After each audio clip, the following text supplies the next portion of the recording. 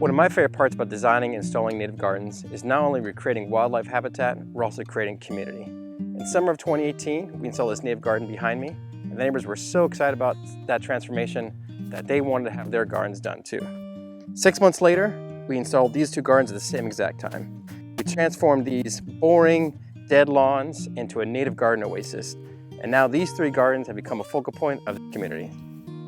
And the best part about these three native gardens, it's right on the corner. So the first thing you see when you drive down the block are these three beautiful examples of native gardens.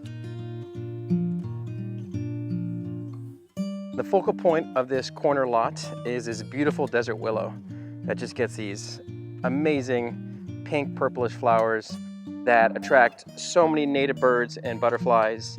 And the homeowner was just telling me how people walk down the street and will knock on the door, ask her what kind of plant this is. Just a great conversation starter, getting people excited about the idea of having a native garden, and a fantastic example of what you can have in your front yard instead of a boring old dead lawn.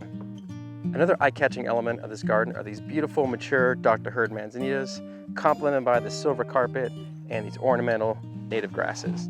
They really tie in the two gardens, linking the plant choices we made, showing that it's all one large space, really complementing each garden.